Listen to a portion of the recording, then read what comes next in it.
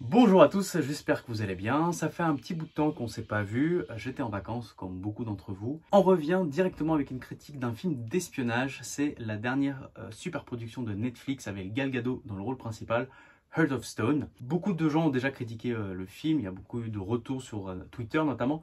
Et je me suis dit, plutôt que de faire une critique lambda où je vais un petit peu démonter le film comme tout le monde, pourquoi pas se poser un petit peu, analyser les choses et vous proposer 3 solutions qui me semblent un petit peu importantes, qui me semblent de la priorité, pour que ce genre de production ne se reproduise plus, pour que justement les producteurs, les acteurs, tous les gens qui sont concernés apprennent de leurs erreurs, qu'on ne se retrouve pas les mêmes travers. J'avais déjà fait le retour critique sur Citadel, la série d'Amazon, qui est un petit peu... était une série lambda. Et je me suis dit, bah tiens, je vais revenir sur ce Heart of Stone. Et pourtant, j'étais emballé par cette nouvelle production Netflix.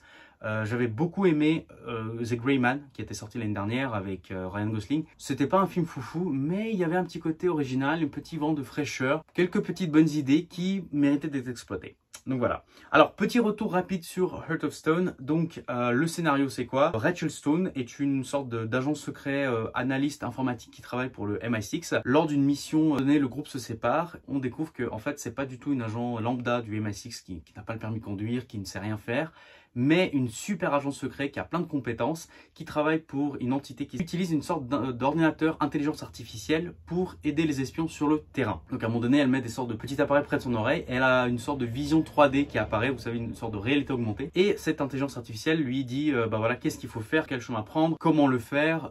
Aussi, elle analyse toutes les possibilités pour l'agent au niveau de, est-ce qu'il aura des chances de succès ou pas. Par exemple, s'il doit s'échapper d'un immeuble, quelles sont les différentes routes à prendre. Sur les 5 premières minutes, on se dit, bah tiens, c'est un nouveau concept. Vous avez un agent secret qui est aidé par cette réalité augmentée, cette intelligence artificielle qui lui permet de faire des missions. Pour ceux qui ont déjà joué au Batman Arkham, ils savent un petit peu de quoi je parle. Vous savez, quand vous aviez cette vision un peu 3D, vous pouviez voir où étaient les ennemis, qu'est-ce qu'ils avaient comme arme, par exemple. Vous savez, on pouvait faire le mode détective, on pouvait retrouver les indices, les traces et tout. Et en fait, une fois qu'on a dépassé les 15 premières minutes de ce film, on retombe dans les travers d'un film d'espionnage lambda, avec des personnages qui courent dans tous les sens, des trahisons, des rebondissements qu'on a déjà vu venir, des enjeux qui sont moyen plus. C'est toujours une histoire de bombe nucléaire, d'intelligence artificielle, de MacGuffin. Après 2 heures de film, on se souvient de rien. On éteint le film et on passe à autre chose. J'ai vu le film hier soir, je me souviens de vaguement quelques trucs, quelques scènes. Mais pour le reste, c'est moyen. Je vais rapidement revenir sur deux, trois points. Vous avez Jamie Dornan qui joue l'un des personnages principaux qui a un charisme nul. Pourtant, c'était Christian Grey il y a quelques années, mais là, en fait, il joue il y a des gens qui disaient qu'il serait le prochain James Bond. Non. On oublie tout de suite. Le CGI qui est dégueulasse. Vous avez un scénario qui n'arrête pas de partir dans tous les sens et qui n'a pas de sens en fait parce que ça court partout. Il y a énormément de dialogues, mais des dialogues niais en plus. Vraiment, c'est en mode oh là là, c'est pas bien de faire ça. Oh oui, mais on devrait faire ça. Mais ça pose des questions éthiques. Tu te dis putain, c'est plat, c'est archi plat. Il n'y a pas d'alchimie entre acteurs. Gal Gadot, j'ai l'impression qu'elle joue toujours le même personnage. Depuis déjà une dizaine de films, j'ai l'impression qu'elle joue toujours le même personnage. Donc en fait, on voit juste Gal Gadot, on voit même plus les personnages. Le méchant qui explique son plan comme ça, d'un coup, gratuitement. Vous avez un gros problème parce que l'un des personnages principaux, Keia, qui est une grosse informaticienne, en fait, elle a exactement les mêmes habilités, les mêmes skills que Gal Gadot, parce qu'à un moment donné, ils se piratent mutuellement. Tu dis, mais en fait, ça sert à rien. En fait, si Gal Gadot arrive à la faire ce que l'autre elle fait, à quoi elle sert en fait, il n'y a pas de sens. Donc voilà, globalement, le film est moyen. Par contre, 3 idées que je vous propose de retenir pour ceux qui l'ont vu. Et je vais détailler les 3 idées. Et le but, c'est de, on va dire, partir. Ce sont des lignes directrices que je recommande et que moi en tant que spectateur, si elles sont respectées, ça me mettra plus dans le film et je serai le plus partisan, le premier défenseur de ce genre de production. Le premier, simplicité vs simpliste. Je l'ai déjà évoqué, l'année dernière était sorti le film Top Gun Maverick qui avait défoncé le box-office, qui était un film génial. Pourtant, lorsqu'on s'y penche, le scénario est tout simple. Maverick doit former des pilotes pour une mission particulière et en fait le film c'est juste 3 fois la même scène où en fait ils répètent cette séquence plus la scène finale. Ils apprennent à piloter, ils apprennent à faire cette mission. Et entre autres, vous avez une interaction avec des personnages, notamment on reconnaît tous les personnages dans la façon dont ils pilotent, la façon dont ils interagissent, donc, comment ils font face à des problèmes. Le scénario de Top Gun est archi simple et il fonctionne. Là, on a un scénario qui part dans tous les sens. On a d'abord une première mission d'infiltration, mais en fait non, l'agent secret n'est pas du tout celle qu'on pense que c'est. Elle travaille pour une autre entité. Ah mais en fait ils ont une intelligence artificielle. Ah mais en fait il y a un autre méchant agent qui est renégat qui va essayer de faire un autre plan pour contrecarrer les autres. Donc en fait il y a une autre personnage qui va essayer de se venger. Même moi je me complique dans mes explications, mais globalement c'est ça. Depuis quelques années j'ai l'impression que si on veut faire un film d'espionnage, forcément on essaie de faire des choses compliquées. Non, non, arrêtez avec les MacGuffin. Arrêtez avec à tout prix récupérer des codes nucléaires. Il y a le méchant, il va récupérer des codes nucléaires, il faut l'en empêcher. Arrêtez avec le ah ouais mais ils ont touché une arme hyper importante bactériologique et tout qui va détruire la moitié de la planète. C'est toujours la même chose. Oh, on redescend, calmez-vous, tranquille. Reprenez les histoires des anciens James Bond. Récemment, je parlais de Dangereusement Vôtre, un des James Bond que j'aime le moins, pour être honnête. Mais le concept est génial. Vous avez un Max Zorin, de la technologie militaire. Il a volé cette technologie pour la mettre dans son industrie, et notamment il faisait des puces qui permettaient, c'était tellement petit qu'il permettait de truquer des courses de chevaux. Elliot Carver, il veut juste créer une guerre parce qu'il veut augmenter ses audiences de vente de journal. Donc Quantum of Solace, souvenez-vous, Dominic Green et tout Quantum voulaient mettre la main basse sur l'eau. C'est hyper con, c'est hyper simple. C'est juste dans un pays comme la Bolivie où il y a beaucoup de désert, il y a peu de ressources d'eau, ils veulent mettre la main basse sur les réserves d'eau pour le faire payer plus aux habitants et ainsi se faire de la oseille. C'est simple, c'est réaliste. Parce qu'on voit déjà qu'il y a des grandes compagnies qui veulent mettre main basse sur des ressources pour les exploiter. C'est simple, très facile à mettre en place.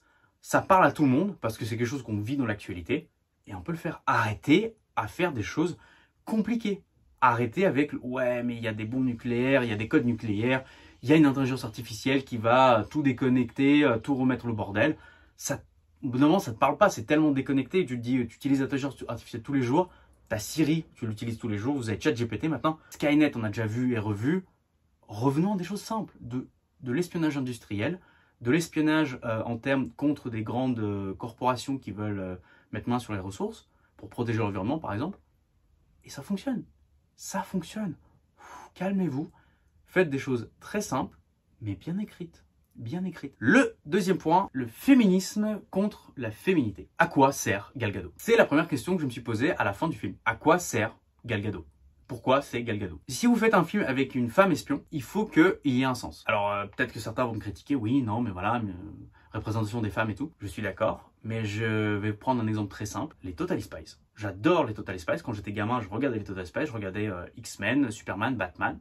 Et les Totally Spies, qui est d'ailleurs au passage une production française, Cocorico, parce que quand je regardais les Totally Spies, c'était de l'espionnage et qui m'apportait quelque chose d'autre. Ce n'était pas de l'espionnage à la James Bond, c'était d'un point de vue féminin, c'était un peu comme les Charlie, cette drôle de dame.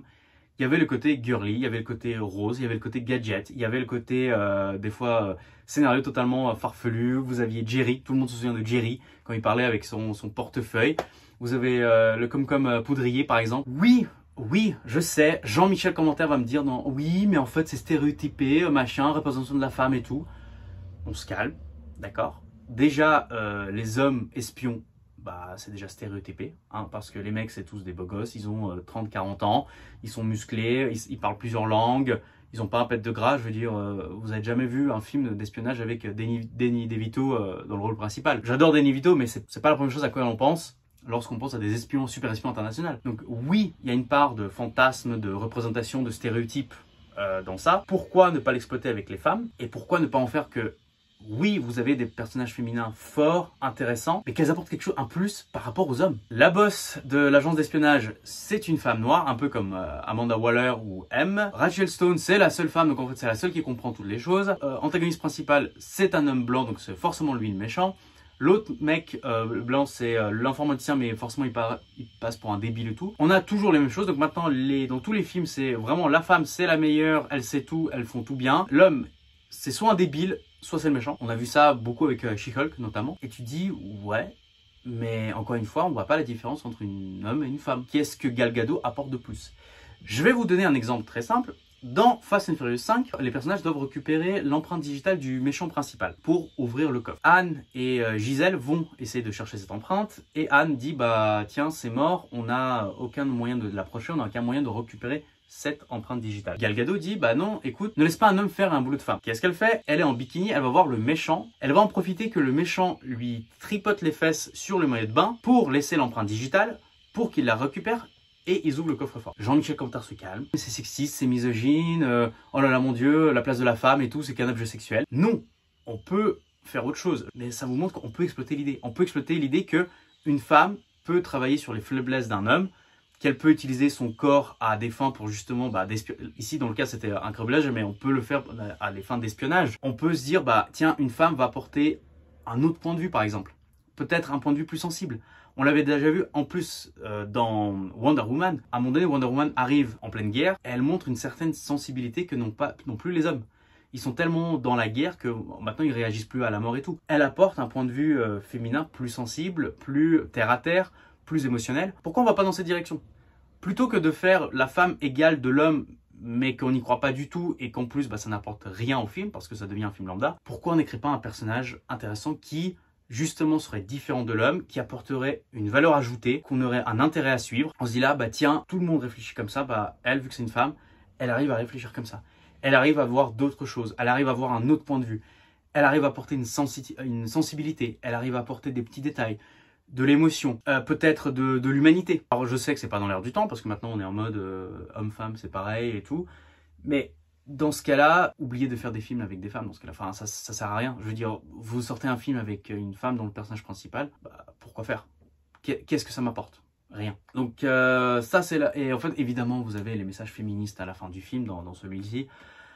Gal Gadot fait un discours de moralisateur aux méchants, donc Jamie Darnan qui dit voilà, mais en fait vous les hommes, vous êtes que comme ça, dès que vous avez du pouvoir, c'est pour oppresser et la violence et tout. En plus c'est bien écrit men avec un petit m, pour pas pour dire l'humanité, vous savez, l'homme avec un grand H, c'est pour dire les hommes au titre masculin. Et t'es là, tu dis ouais, ok, d'accord. Donc en fait, si t'es si intelligent que ça, pourquoi t'as pas réussi à... Si vous êtes si tous intelligents que ça, pourquoi vous n'avez pas vu la menace venir? Pourquoi est-ce que le mec, c'est le même qui a réussi à tous vous berner, alors que vous étiez tous si malins et tout?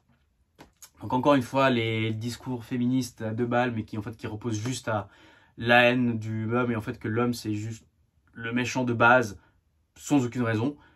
Dans ce cas-là, faut pas se plaindre pourquoi le film où il y a juste une femme en personnage principal ne marche pas en fait, parce que il n'y a rien, il n'y a pas d'intérêt, il n'y a pas de valeur ajoutée dans tout ça.